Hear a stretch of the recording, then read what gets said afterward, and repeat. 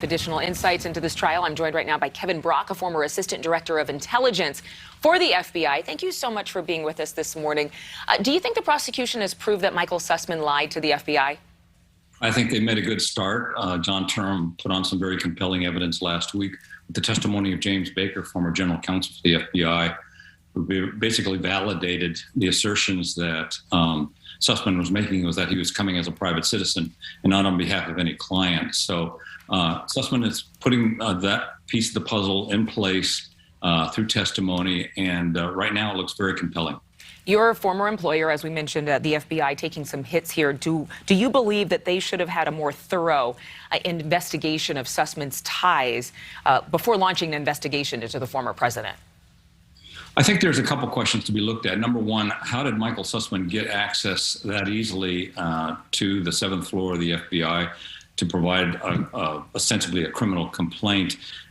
Most citizens have to go through a call center, but he used his connections to James Baker to come into the building, to make those assertions. It was a little bit too easy for him to do that in my mind.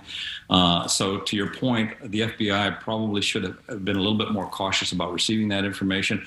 I think they did vet it. I think they looked at what he was asserting and probably recognized pretty early on, if we pay attention to the testimony that's been given, that the information he was bringing to the FBI didn't hold much water, didn't have a lot of credibility. There was so much reported, there was so much controversy over the Russia hoax and these secret files and secret drives. And obviously it was a lot of bad PR for the former president. But Special Prosecutor John Durham has been looking into the Russia hoax for, years. Sussman's the only one charged. How much is this about politics and how much is this about legality? Well, there have been 3 people charged, actually. Sussman is the only one to go to trial. John Durham, keep in mind, is trying to tell the American people a larger story. And that was what he was charged with doing. Explain to the American people how we could have gone through this national disgrace of a Trump-Russia collusion narrative that had no substance, cost the taxpayers lots of money, and distracted Congress from doing the job that they should be doing. So that is his goal number one.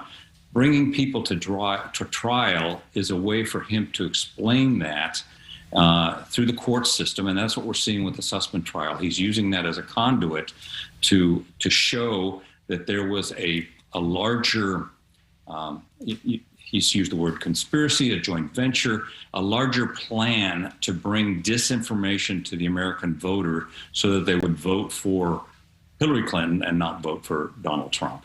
Kevin Brock, thank you so much for your insights and clarity on some of those details in the case. We appreciate it. You bet.